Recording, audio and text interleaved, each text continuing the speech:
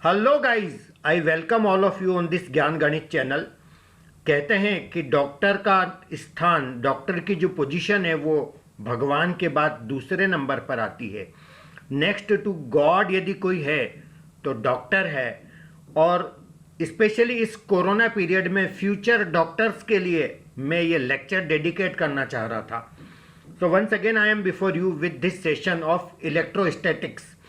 This is helpful for all students who are studying physics and appearing in the examinations like NEET, IIT, JEE and other examinations. जिसमें भी आपको physics में electrostatics की ज़रूरत पड़ेगी, सभी के लिए हेल्पफुल है, बट स्पेशली ये नीट वाले स्टूडेंट्स के लिए सेशन में डेडिकेट करने जा रहा हूँ। तो गाइस, सबसे पहले हम बात करेंगे चार्ज क्या होता है। गाइस, आप जानते हैं कि इलेक्ट्रॉन और proton, electron always negatively charged particle होता है और प्रोटॉन पॉजिटिवली चार्ज्ड।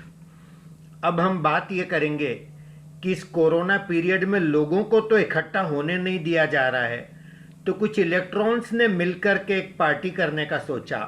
ढेर सारे इलेक्ट्रॉन्स इकट्ठे होकर के पार्टी करने लगे, और जब इलेक्ट्रॉन इकट्ठे हो जाएंगे तो उसी को हम लोग बोलेंगे guys charge. Charge is nothing but collection of electrons. Not only electrons, यदि इन प्रोटॉन्स की पार्टी हो जाती है तब भी वो चार्ज हो जाएगा। इन दोनों को मिला करके मिक्स ये पार्टी कर लेते हैं तब भी ये चार्ज हो जाएगा। बेसिकली चार्ज का सिंबल यदि मैं Q दे देता हूं तो आई कैन से Q equal two plus minus number of charge on electron और चार्ज ऑन प्रोटॉन। बस ये पॉजिटिव है या निगेटिव है, दोनों पॉसिबल है, पर ये जो भी होगा ये इलेक्ट्रॉन के चार्ज का n टाइम्स होगा, और n is integer. n always एक इंटीजर होगा।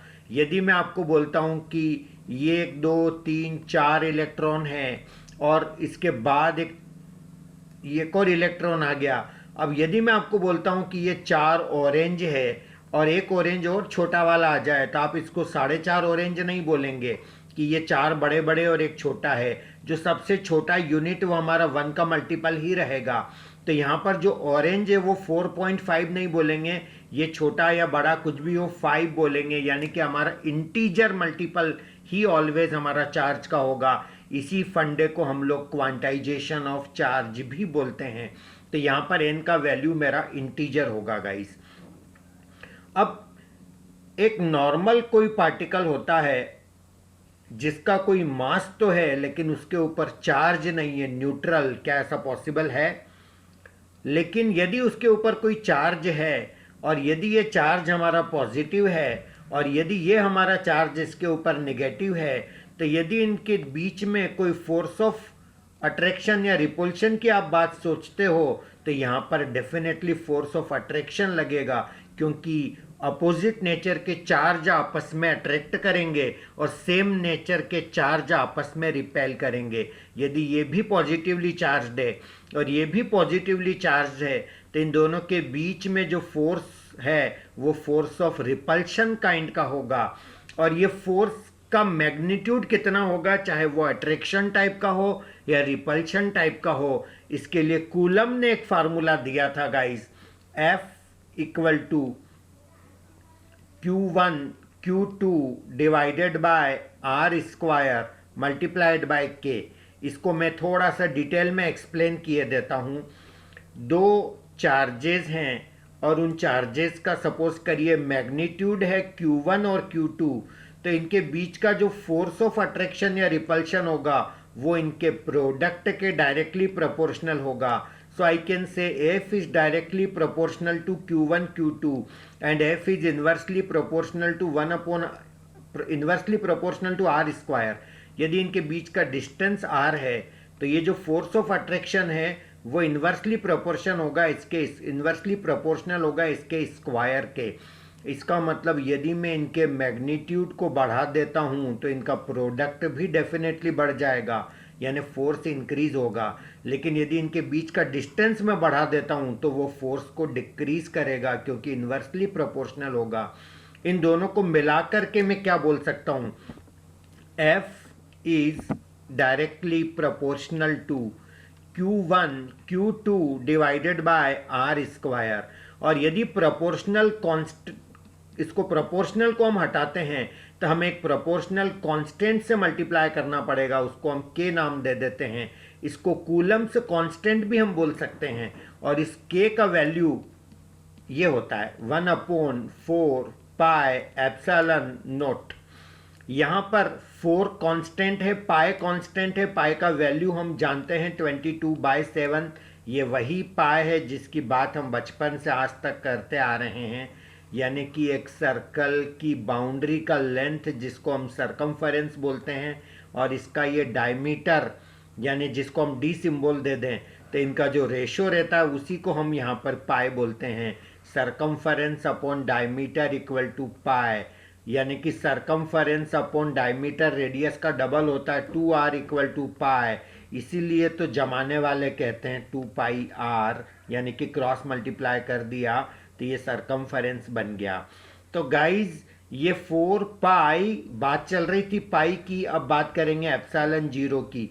एप्सिलॉन नॉट ये एक फिक्स वैल्यू होता है जो डिपेंड करता है कि उन चार्जेस के बीच में मीडियम क्या रखा गया है।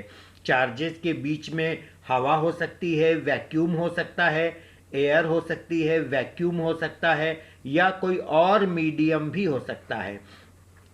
तो यदि एयर और वैक्यूम कुछ भी है तो उसको हम लोग बोलेंगे free space.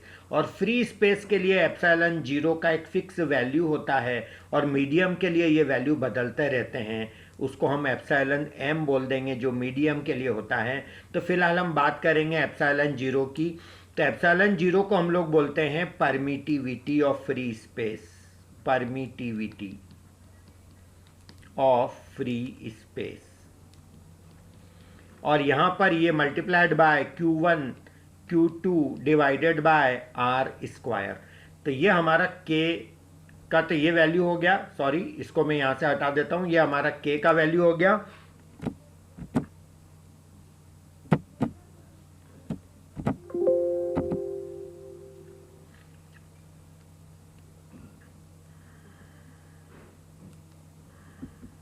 Just a minute guys.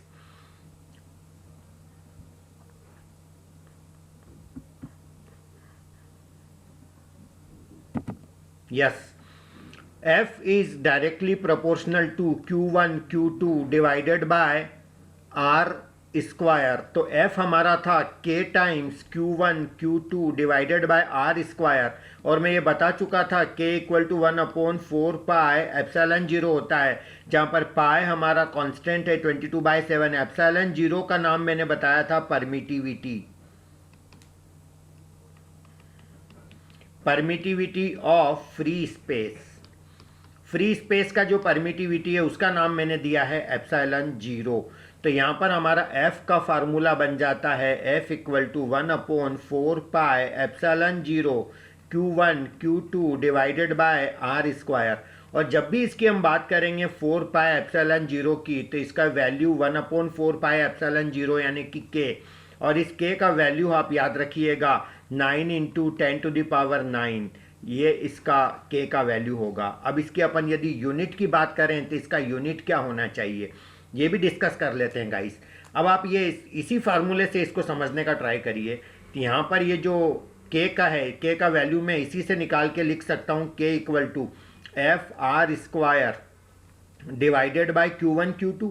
अच्छा, F यानी कि फोर्स, तो फोर्स का यूनिट क्या होगा न्यूटन, R स्क्वायर यानी कि मीटर स्क्वायर, यानी कि हम स्टैंडर्ड SI यूनिट्स लेंगे यहाँ पर Q1 Q2 यानी कि कूलम्ब स्क्वायर। तो ये हमारा K का यूनिट हो जाएगा 9 × 10⁹ न्यूटन मीटर स्क्वायर पर कूलम्ब स्क्वायर। जब भी फोर्स के यूनिट की बात आएगी हम यहाँ पर न्यूटन का यूज़ करेंगे, चार्ज की बात आएगी तो कूलम का यूज़ करेंगे, डिस्टेंस की बात आएगी तो हम मीटर का इस्तेमाल करेंगे। इसके साथ में एक चीज़ और याद रखिएगा, एक छोटा यूनिट होता है, कूलम बहुत बड़ा होता है, तो एक छोटा यूनिट को हम माइक्रोकूलम भी लेते हैं, और 1 माइक्रोकूलम इक्वल टू 10⁻⁻⁶ कूलम होता है, याद रखिएगा। तो यदि कभी आपको माइक्रोकूलम दिया है और कूलम में कन्वर्ट करना है तो कैसे मल्टीप्लाई करेंगे? 10⁻⁻6 से मल्टीप्लाई करेंगे गाइस। आई होप इतनी सारी बात आपको समझ में आ गई होगी। इसके बाद नेक्स्ट पॉइंट मैं आपको और बताना चाह रहा हूं यहाँ पर। सबसे पहले तो मैंने आपको जो बताया था मैं उसको वापस से लिख देता हूँ। F equal to 1/4 pi epsilon naught Q1 Q2 divided by R square.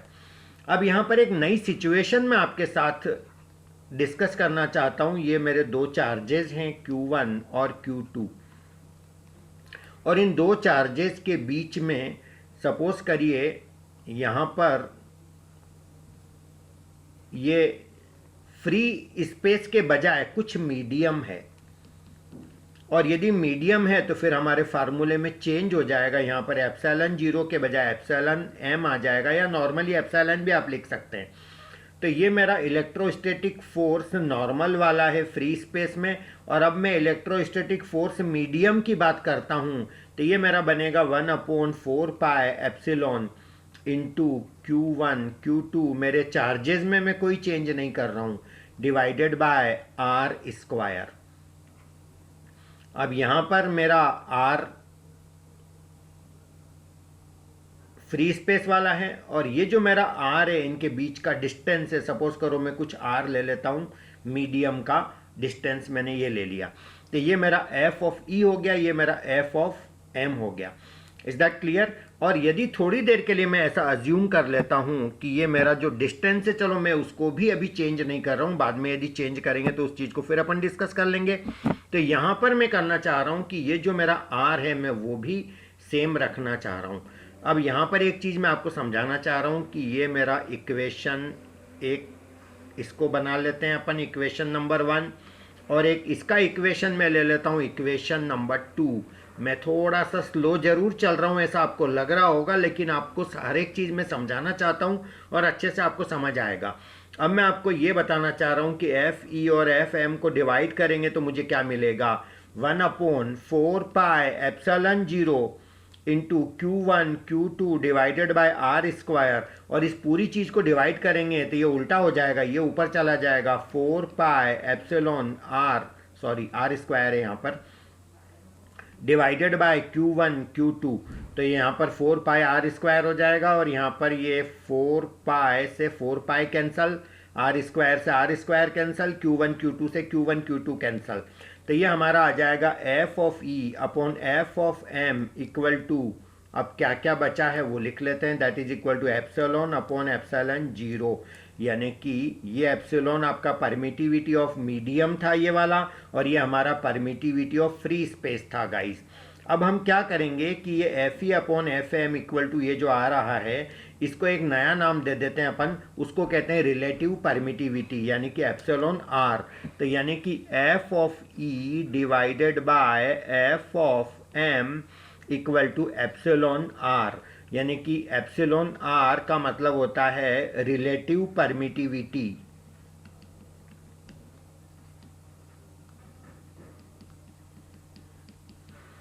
ये हमारा हो गया relative permittivity, FE upon FM equal to epsilon R। अब यहाँ पर एक चीज़ मैं आपको और शेयर करना चाहता हूँ कि यदि मैं आपको ऐसा बोलूँ कि FE और इस एप्सिलॉन R को मैं इधर ले लेता हूँ, डिवाइड कर देता हूँ, तो ये मेरा क्या हो जाएगा? FM हो जाएगा। तो गाइस मैं आपको ये बताना चाहता हूँ कि जो फोर्स इलेक्ट्रिक फोर्स जो होता है किसी मीडियम के अंदर, वो इलेक्ट्रिक फोर्स जो एक फ्री स्पेस में होता है उससे डेफिनेटली कम ही आएगा, क्योंकि ये डिवाइड हो रहा है एप्सिलॉन R से, और एप्सिलॉन R का वैल्यू ऑलवेज ग्रेटर देन 1 होगा। ये चीज़ याद रखिएगा गाइस, फ्री स्पेस से तो ज़्यादा ही होगा एप्सिलॉन का वैल्यू। तो यदि मैं इससे इसको डिवाइड करता हूँ तो मुझे क्या मिलेगा? FM मिलेगा, जो कि FE से ऑलवेज कम होगा। इसका मतलब ये हुआ कि दो चार्जेस के बीच में यदि मैं कोई मीडियम इंट्रोड्यूस कर देता हूँ तो मेरा जो इलेक्ट्रोस्टैटिक फोर्स है वो पहले के कंपैरिजन में कम हो जाएगा। ये बात आपको समझ आ गई होगी।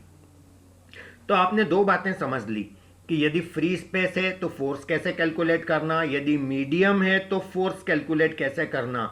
लेकिन हमारे कंट्री के अंदर कुछ खुराफाती दिमाग होते हैं और खुराफाती दिमाग के बीच में कुछ नई नई बातें डेफिनेटली आएगी और आपके दिमाग में भी, अरे फिजिक्स ऐसा सब्जेक्ट है कि हजारों सवाल आपके दिमाग के अंदर उलझते रहते होंगे और इसीलिए ये सब्जेक्ट को डिफ़िकल्ट बना देते हैं।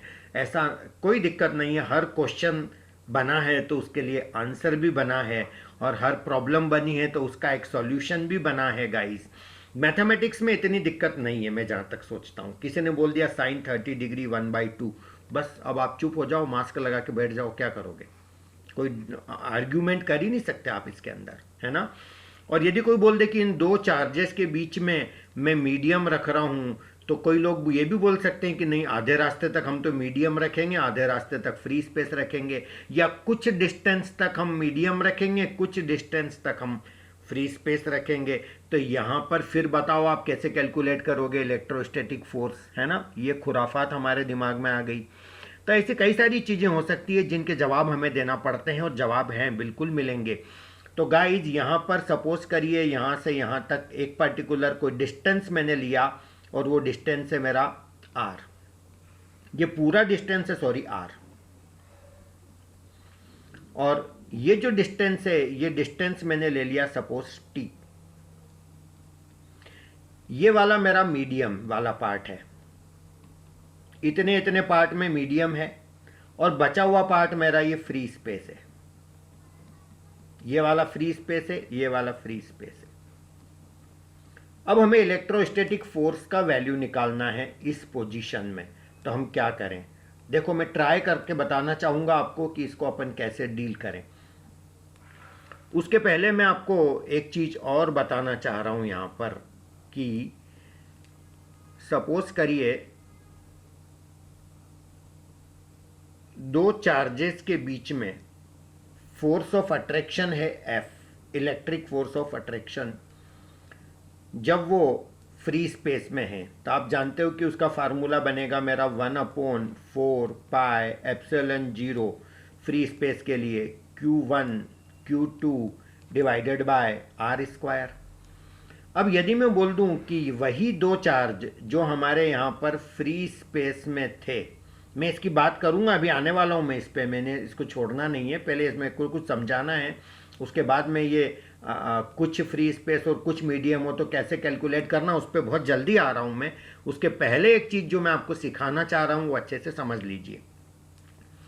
अब यहाँ पर जो ये 1/4 पाई एप्सिलॉन 0 है,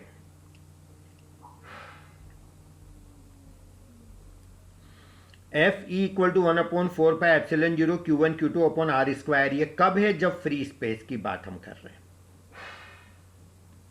अब सपोज करिए यही दो चार्ज Q1 Q2 मैंने यहां पर रखे हैं मीडियम के अंदर और इनके बीच का डिस्टेंस भी मैंने बदल दिया RM, मीडियम के बीच में डिस्टेंस कुछ और ले रहा हूं मैं।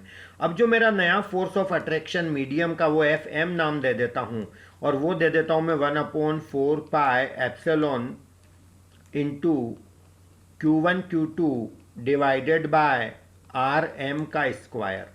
Is that clear? चलिए अब मैं क्या चाहता हूं कि ये जो force of attract force, electric force दोनों ही केसेस में बराबर हो जाए। सपोज मैं ऐसा चाहता हूं कि दोनों बराबर हो जाए, तो उस केस में हमें क्या करना पड़ेगा? यदि इन दोनों को मैं इक्वल करना चाहता हूं, यानी कि electrostatic force should be equal to force in the medium, ये फ्री स्पेस वाला है, ये मीडियम वाला है, तो ये 1/4 pi epsilon 0 Q1 Q2 divided by R square should be equal to 1/4 pi epsilon Q1 Q2 divided by RM का square. 4 pi से 4 पाई कैंसल, Q1 Q2 से Q1 Q2 कैंसल।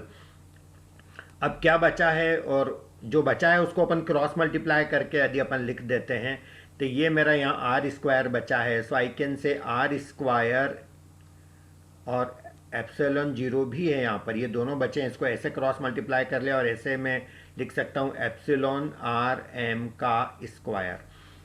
अब यहाँ पर R square equal to epsilon upon epsilon 0 RM का square, मैं ऐसा लिख सकता हूँ। और एप्सिलॉन अपॉन एप्सिलॉन जीरो को ही अपन क्या बोलते हैं, रिलेटिव परमिटिविटी। तो मैं इस चीज़ को बोल सकता हूँ R square equal to epsilon R R M का स्क्वायर। मैं ऐसा भी लिख सकता हूँ R square upon epsilon are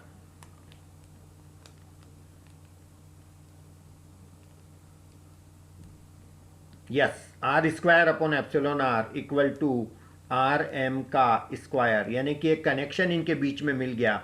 मैं दोनों तरफ का रूट ले लूँ तो मैं इसको ऐसा बोल सकता हूँ कि R M equal to R upon under root epsilon R, ऐसा मैं लिख सकता हूँ। या इसको क्रॉस मल्टीप्लाई करके R equal to R M under root epsilon R. इसका मतलब ये हुआ कि यदि मेरे को फोर्स वही रखना हो और मीडियम के अंदर दो चार्ज रखे हों और उनके बीच का डिस्टेंस यदि ये हो तो उसको इस चीज़ से मल्टीप्लाई करेंगे तो वो उसके इक्विवेलेंट ही आएगा जब हम उसको फ्री स्पेस में रखते हैं। यानी कि फ्री स्पेस में आर डिस्टेंस ले और मीडियम वाले में आर एम ले और इतना ले, दोनों में एक ही बात पड़ती है, एक ही केस, दोनों ही केस में फोर्स हमारा सेम आएगा। तो यदि फोर्स को सेम रखना हो तो ये इनके बीच में एक कनेक्शन मैंने निकाल लिया। तो ये हमें क्वेश्चन से सॉल्व करने में काफ़ी हेल्प करेगी चीज़ें। इसके अलावा जहाँ जहाँ जो जो चीज़ की ज़रूरत पड़ेगी मैं आपको बताता चला जाऊँगा। चलिए हम आगे बढ़ते हैं क्वेश्चंस की ओर, देखते हैं हमारे क्वेश्चंस कैसे कैसे हो सकते हैं और अपन कैसे कैसे इनको सिंप्लीफाई कर सकते हैं। तो यहाँ पर ये जो पहला क्वेश्चन है, इस क्वेश्चन के साथ में मैंने कुछ ऑप्शंस नहीं लिखे, मैं इसके सबसे पहले ऑप्शंस लिख देता हूँ। और मेरा पहला ऑप्शन इसके अंदर है, just a second,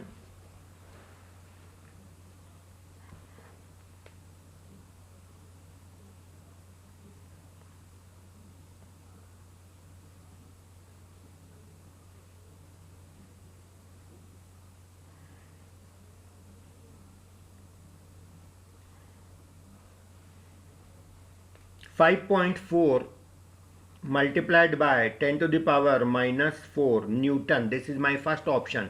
My second option is 54 into 10 to the power minus 4 Newton. My third option is 2.7 into 10 to the power minus 4 Newton. And my D option is none. अब अपने को यहाँ पर ये बताना है कि ये जो क्वेश्चन है इसका आंसर क्या होगा।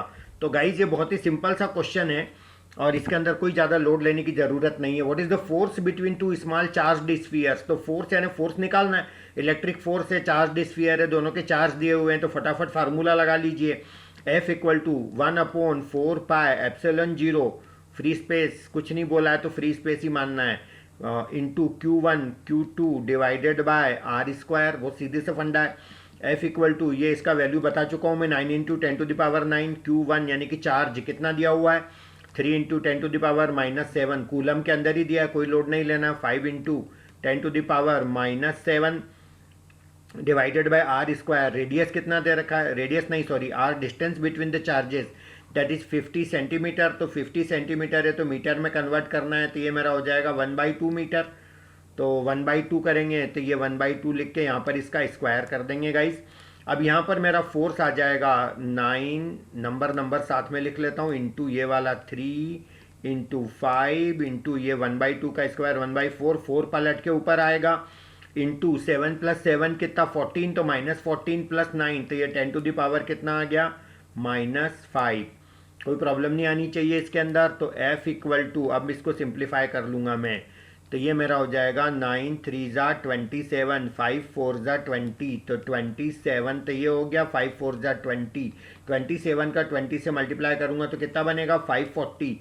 तो ये मेरा बना 540 इंटू 10 टू द पावर -5, इस जीरो को मैं इधर मिला देता हूँ तो ये मेरा पावर एक कम हो जाएगा, एक बढ़ जाएगा सॉरी, यानी कि मेरा F इक्वल टू हो जाएगा 54 into 10 to the power -4 newton. This is my answer guys. तो आंसर ऑप्शन कौन सा हो गया, बी हो गया। तो ये तो बहुत स्ट्रेट फॉरवर्ड क्वेश्चन हो गया, बिल्कुल स्कूल लेवल का, कॉम्पिटिटिव एग्जाम के लेवल के क्वेश्चन भी आएंगे मेरे इस लेक्चर में गाइस। चलिएगा अब मैं आपको वहीं पे ले चलता हूँ जहाँ पर मैं आपको थ्योरी बीच बीच में मैं आपको बताता जाऊँगा जहाँ जिसकी ज़रूरत लगेगी, पर एक थ्योरी जो मेरी पेंडिंग पड़ी हुई है वो मैं पहले से आपको बता ही देता हूँ। ये मैं आपको जो डिस्कशन चल रहा था मेरा, कि मैंने आपको बोला था कि ये मेरा एक चार्ज है, ये मेरा दूसरा चार्ज है, और थोड़ा मीडियम भी है बीच में और थोड़ा फ्री स्पेस भी है, तो उस केस में अपन कैसे कैलकुलेट करेंगे तो वो भी समझ ही लीजिएगा। ये मेरे दो चार्ज हो गए, ये मेरा मीडियम वाला पार्ट हो गया टी, ये मेरा डिस्टेंस हो गया आर। अब यदि मैं फोर्स लिखता हूं तो फोर्स इक्वल टू मेरा बनेगा 1/4 पाई। अब प्रॉब्लम ये कि थोड़ा फ्री स्पेस है और थोड़ा मीडियम है, तो मैं यहाँ पर एप्सिलॉन लिखूं कि एप्सिलॉन नोट लिखूं कि एप्सिलॉन लिखूं, ये प्रॉब्लम है। तो इस प्रॉब्लम को मैं ऐसे सॉल्व कर रहा हूं, मैं थोड़ी देर के लिए एप्सिलॉन नोट लिख रहा हूं। मैं ये मान लेता हूं कि पूरा का पूरा मेरा क्या है, फ्री स्पेस है। चार्जेस क्या थे मेरे, Q1 Q2 divided by distance, पहले फ्री स्पेस वाला ले रहा हूँ क्योंकि मैंने यहाँ एप्सिलॉन 0 लिया है, तो यहाँ पर मैंने एप्सिलॉन 0 लिया है, तो मैं फ्री स्पेस वाला डिस्टेंस लेऊंगा। तो ये पूरा डिस्टेंस आर है, उसमें मीडियम वाला टी में माइनस कर लूँ तो क्या हो गया मेरा आर माइनस टी प्लस। अब मेरे को ये डिस्टेंस लेना है, लेकिन ये डिस्टेंस लेना मेरी प्रॉब्लम है क्योंकि ये डिस्टेंस कौन सा वाला है, ये डिस्टेंस मेरा मीडियम वाला है। और यदि ये मीडियम वाला डिस्टेंस है तो मैं ले नहीं सकता क्योंकि यहाँ मैंने एप्सिलॉन नॉट लिया है। तो यदि मैंने यहाँ पर मीडियम वाला डिस्टेंस है तो मैं इसको मल्टीप्लाई कर दूंगा अंडर रूट एप्सिलॉन आर से, तो ये मेरा उस डिस्टेंस के इक्विवेलेंट हो जाएगा जो कि फ्री स्पेस वाला है। जैसा कि मैंने अभी अभी ये फार्मूले में बताया था, मीडियम का distance into under root epsilon R equal to distance of free space, तो अब ये उसके इक्विवेलेंट हो जाएगा। तो मैं इस चीज़ को एज ए फार्मूला इस्तेमाल करूंगा और साथ में यहाँ पे स्क्वायर तो लगाना नहीं भूलना है क्योंकि ये डिस्टेंस का स्क्वायर फार्मूला तो यही होता है 1/4 pi epsilon 0 Q1 Q2 upon R square. तो इसको यहाँ पर ऐसे ट्रीट करके आपको समझना है। चलिए, तो और भी अगले क्वेश्चन आने वाले हैं, उसमें और कई सारी चीज़ें बताता जाऊँगा मैं। Which of the following charge is not possible, जैसा कि मैंने आपको बताया था कि जो चार्ज होता है ना वो होता है N इंटू ई, प्लस माइनस तो खैर लगता ही है।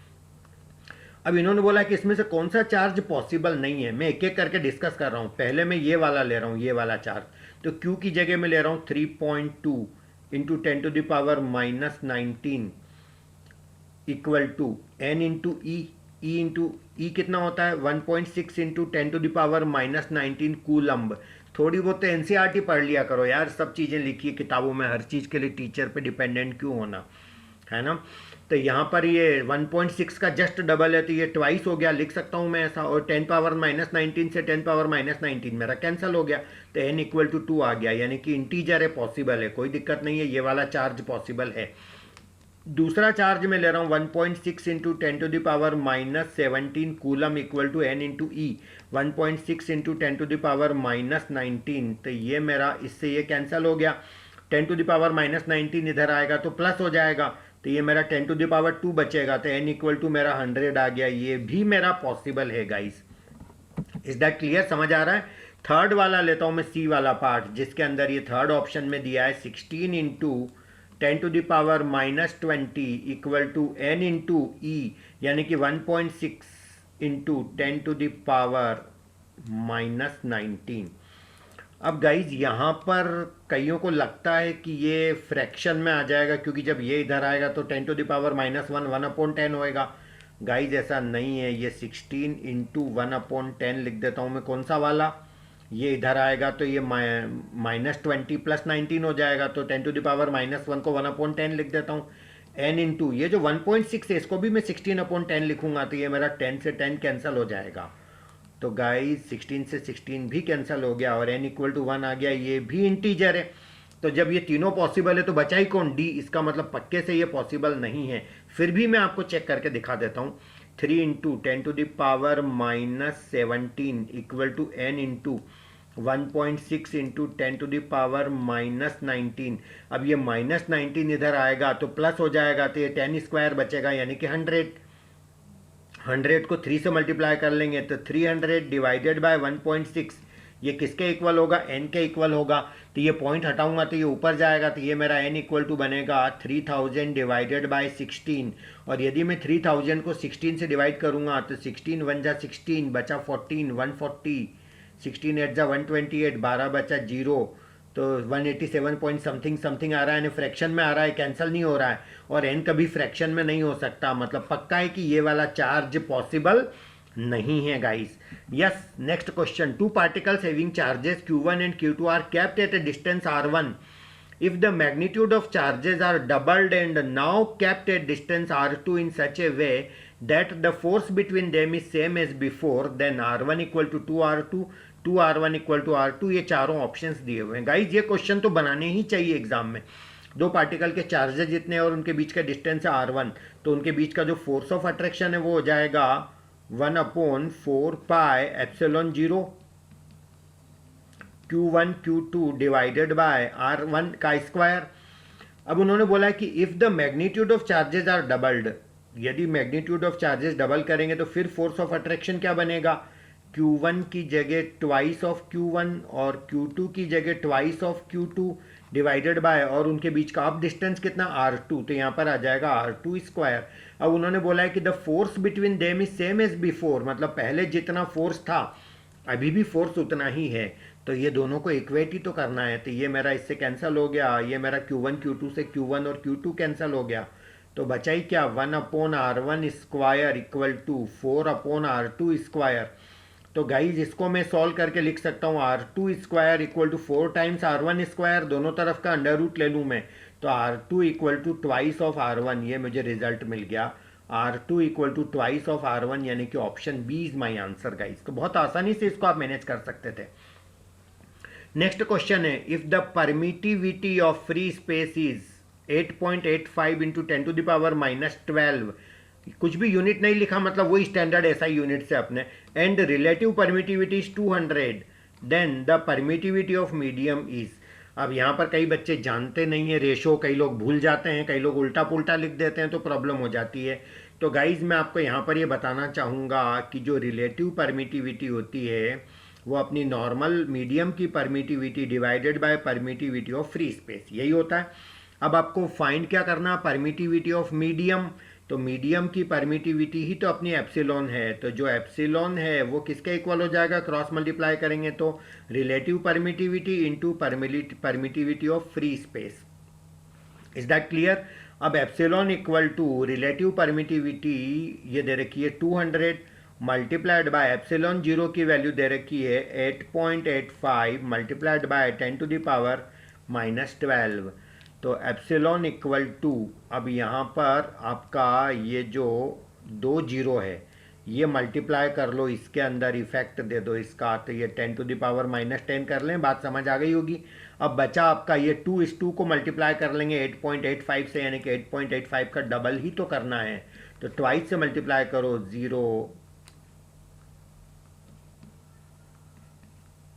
17.7 आ रहा है into 10 to the power -10 which is the first option, that's it. बहुत आसान क्वेश्चन था ये। 10 to the power 9 electrons moved out from a body per second, then in how many seconds a charge of 1 microcoulomb will be transferred.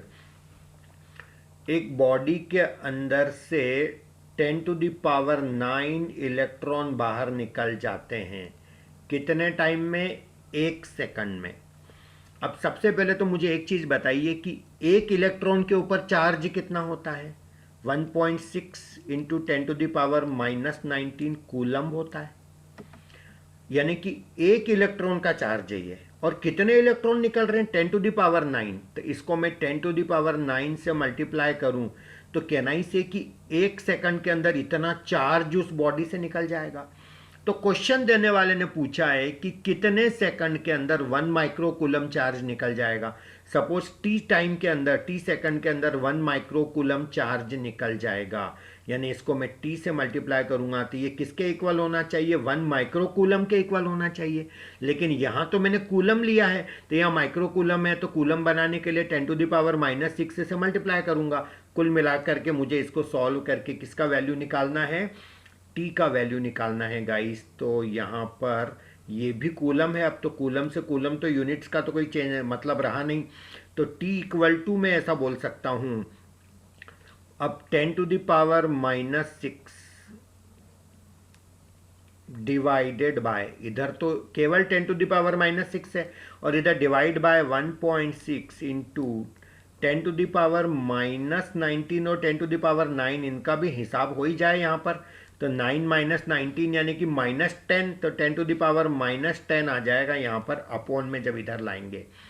तो ये 10⁻⁻10 जब मैं ऊपर ले जाऊंगा तो ये प्लस का हो जाएगा, तो बचेगा क्या 10⁴ यानी कि 4 जीरो लगा दूं, और डिवाइडेड बाय कितना 1.6 है ये, तो ये पॉइंट भी इसका हटा के एक जीरो और बढ़ा लेता हूँ, तो ये मेरा कितना हो गया 1 2 3 4 5 1 लाख डिवाइडेड बाय 16 सेकंड।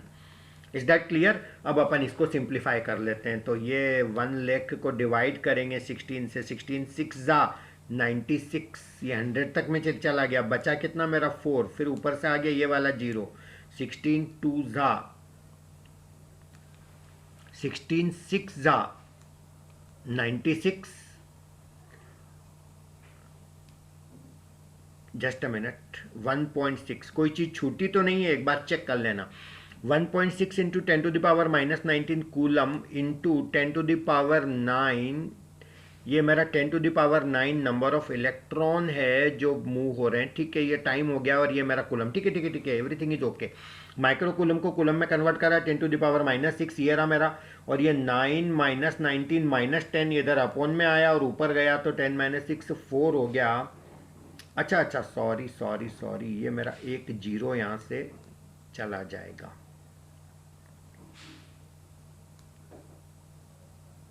ठीक है ठीक है ठीक है ठीक है ठीक है, 4 जीरो थे, 1 2 3 4, सॉरी एक जीरो इसका आया था, okay everything is okay.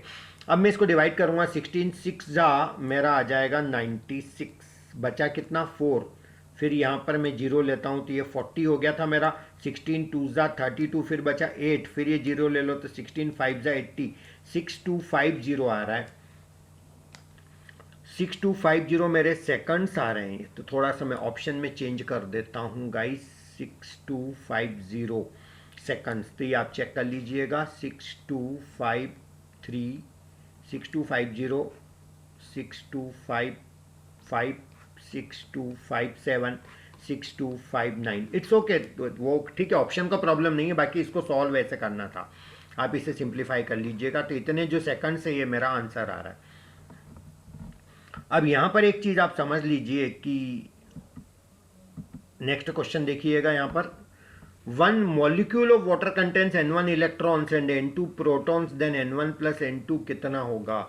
1 molecule of water, water क्या होता है गाइज H2O, हाइड्रोजन के 2 और ऑक्सीजन का 1 एटम, हाइड्रोजन का 1 इलेक्ट्रॉन इसमें होता है, तो ये 2 हाइड्रोजन है तो 2 इलेक्ट्रॉन ये हो गए मेरे, ऑक्सीजन के अंदर कितने 8 इलेक्ट्रॉन हो गए, तो टोटल कितने हो गए 10 इलेक्ट्रॉन हो गए, तो प्रोटॉन भी कितने हो गए 10 प्रोटॉन हो गए, दोनों बराबर ही होंगे, तो N1 भी 10 है और N2 भी 10 है, बड़ा सिंपल सा क्वेश्चन था, तो N1 प्लस N2 कितना हो गया 20, तो मेरा आंसर हो गया 20, तो 20 तीनों में से एक भी नहीं है, तो आंसर क्या हो गया नन ऑफ दीज, इसका कोई लेना देना इलेक्ट्रोस्टैटिक्स से नहीं था, ऐसे ही मैंने पूछ लिया इस क्वेश्चन को anyway.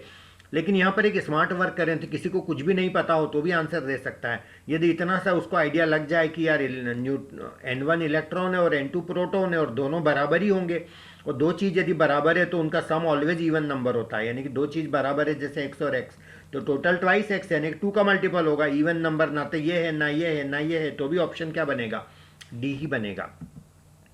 Next question, if Fe is electric force between one proton and one electron and Fg is gravitational force between them, then find the value of Fe upon Fg।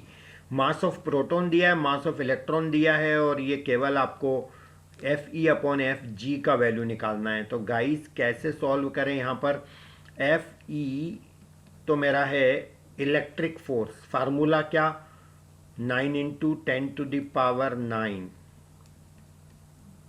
Multiplied by, ये तो मेरा k का value हो गया।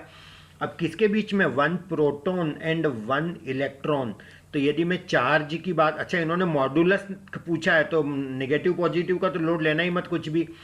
अब यहां पर charge मेरा हो जाएगा E,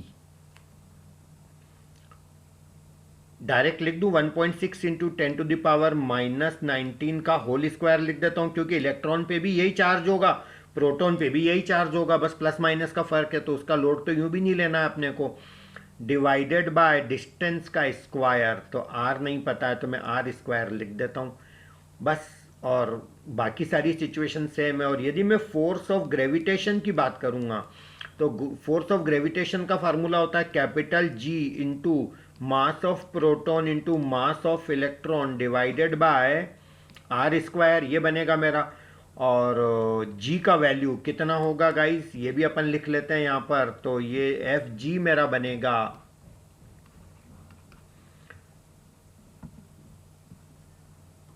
6.67 इंटू 10⁻11 10⁻11 सॉरी, ये हमारा जी का वैल्यू बनेगा, यूनिवर्सल ग्रेविटेशनल कांस्टेंट, एक्सक्यूज मी।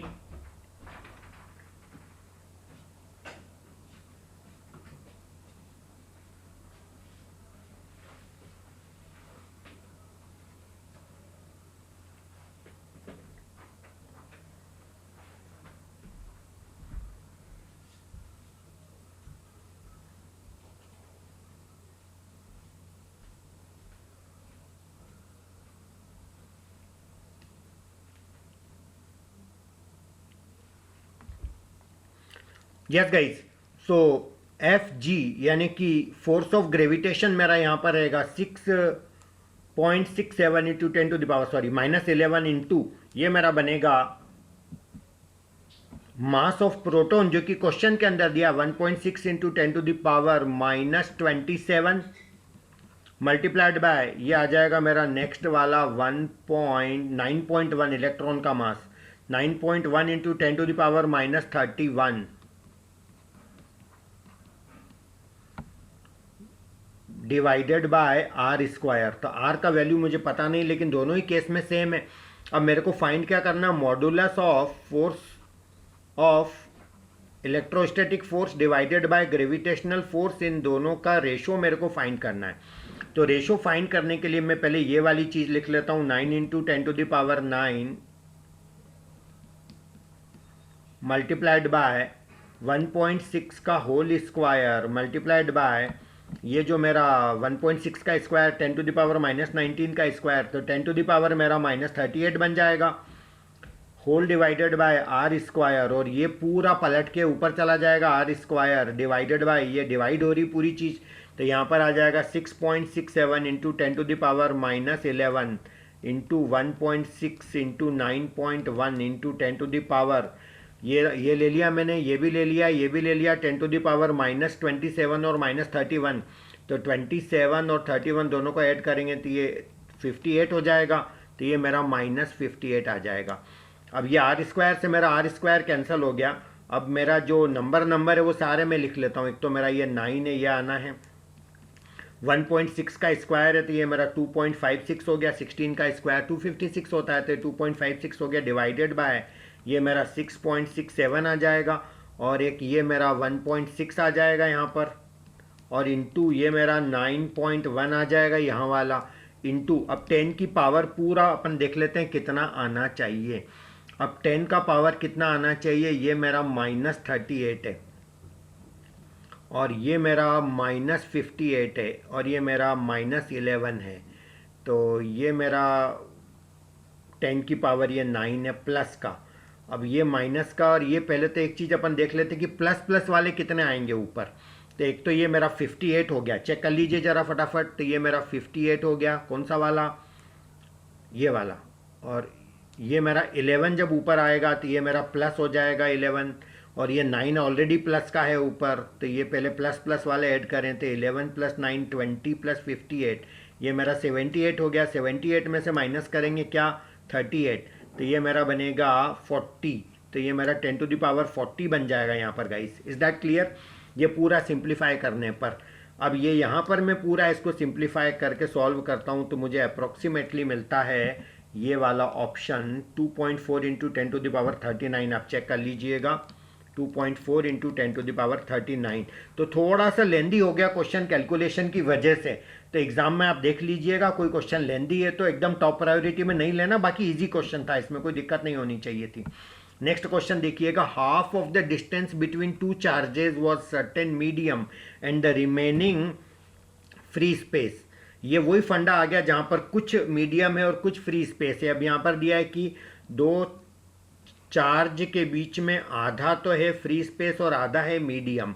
यदि मैं पूरा लेंथ r ले लेता हूँ तो यहाँ पर ये मीडियम वाला जो मेरा लेंथ है ये मेरा इसका आधा है टोटल लेंथ का, यानी कि ये r/2 हो गया मेरा।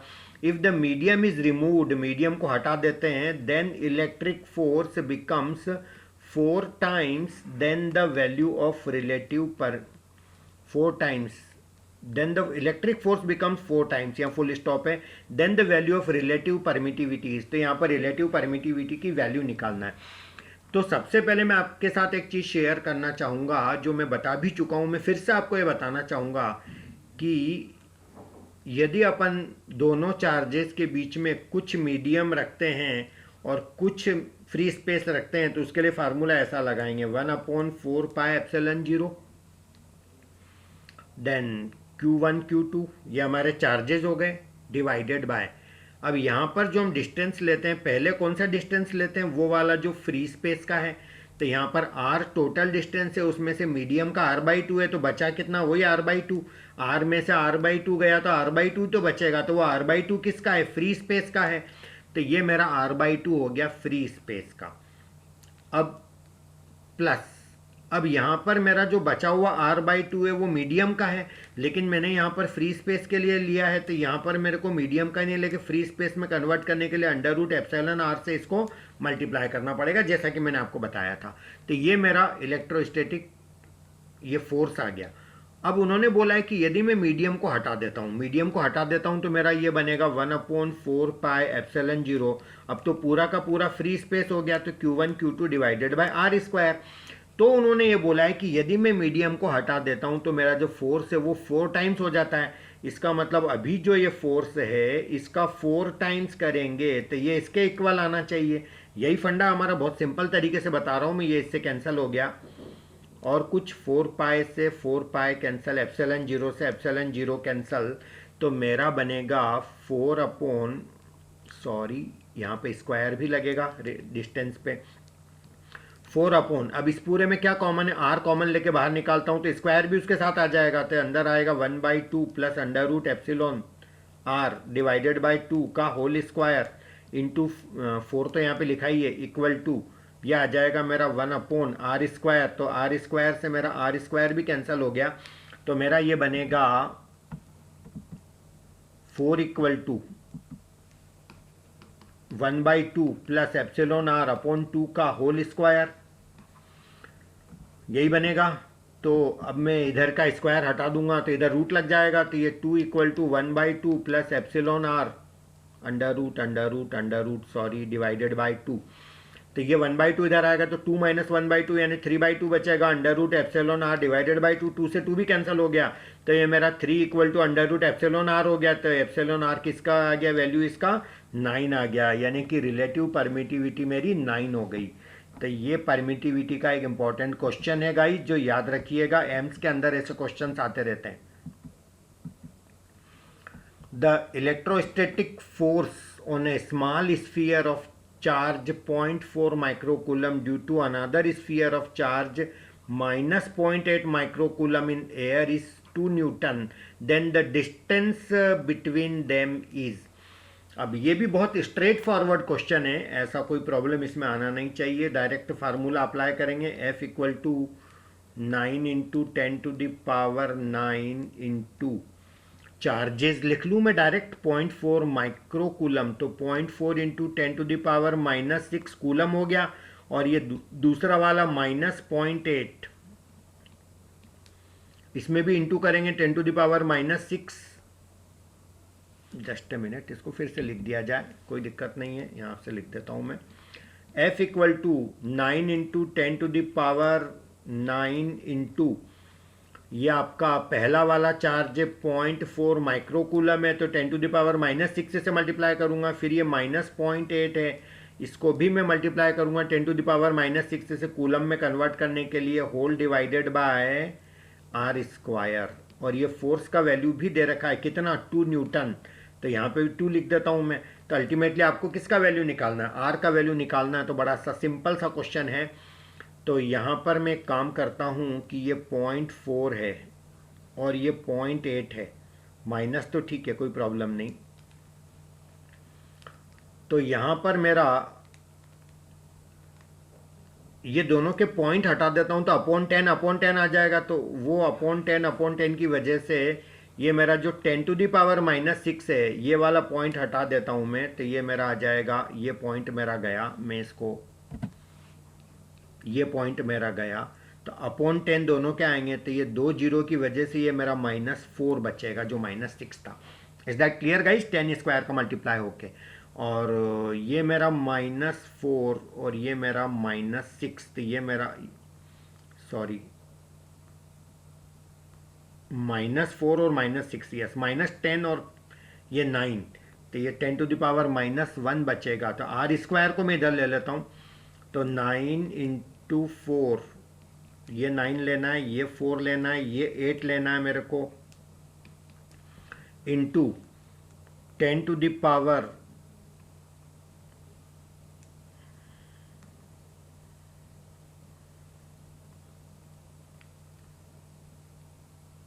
ये 2 मेरा अपॉन में आ जाएगा गाइस, आर स्क्वायर इधर आ गया तो ये मेरा 2 अपॉन में आ जाएगा, और क्या बचा, यहाँ पर पहले वाले का 0.4 माइक्रो कूलम था, तो ये इसमें कन्वर्ट कर लिया कूलम में, ये भी कूलम में कन्वर्ट कर लिया था, ये पॉइंट हटा दिए 2 जीरो की वजह से, -4 हो गया, तो ये -4 और -6 -10 और ये +9, तो 10⁻⁻1 फाइनली आ रहा है। चलिए कोई दिक्कत नहीं है, तो 10⁻⁻1 है, तो इसको भी हटा करके अपॉन में 10 ले लेते हैं, चलेगा, तो ये 2 2 ज़ा 4, तो ये 8 2 ज़ा 16, तो r इक्वल टू रूट लगाएंगे तो ये 3 आएगा 9 का रूट, और 8 2 ज़ा 16 का रूट 4 लिख दें, चलेगा, और डिवाइडेड बाय √10, तो फाइनली 12/√10 r का वैल्यू आ गया मेरा, तो ये मेरा 12/√10,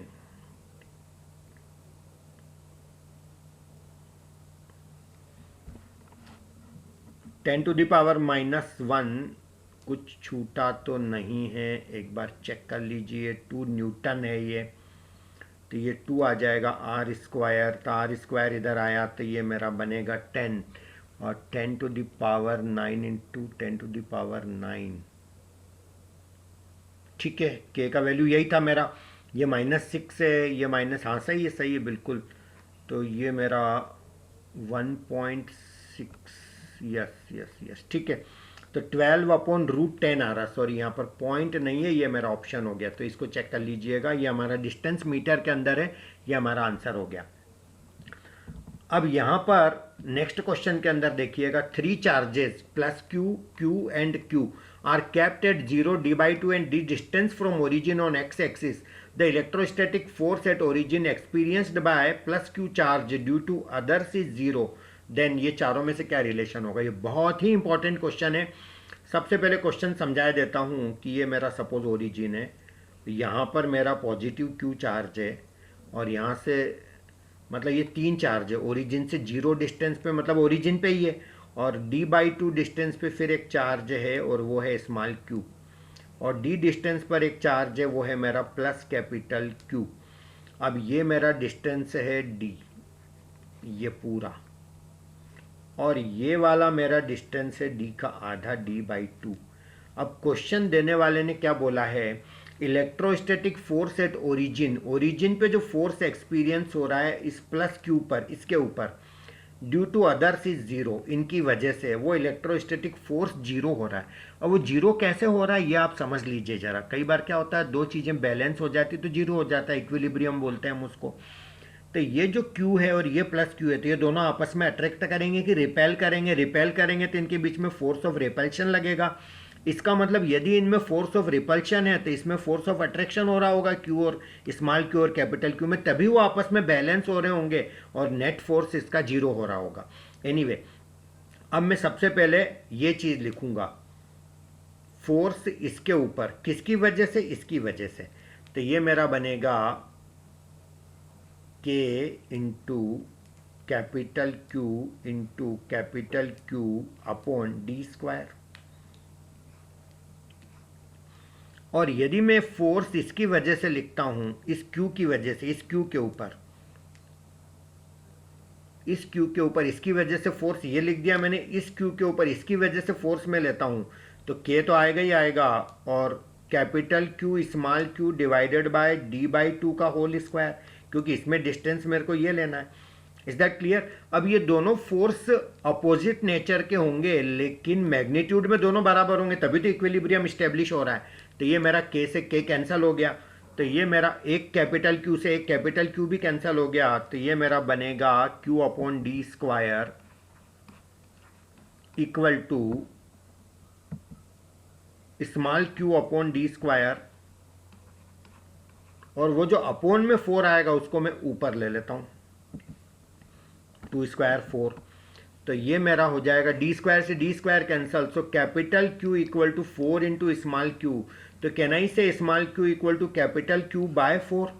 इसका मतलब ये हुआ कि जो मेरा स्मॉल क्यू होगा वो कैपिटल क्यू बाय 4 होगा, लेकिन अब ये फोर्स दोनों अपोजिट नेचर के हैं, तो यहाँ पर ये जो आपका फोर्स होगा ये क्या होगा, यहाँ पर पॉजिटिव नहीं होकर के नेगेटिव होना चाहिए। यहाँ पर ये नेगेटिव होगा, तभी तो ये अट्रैक्ट करेगा।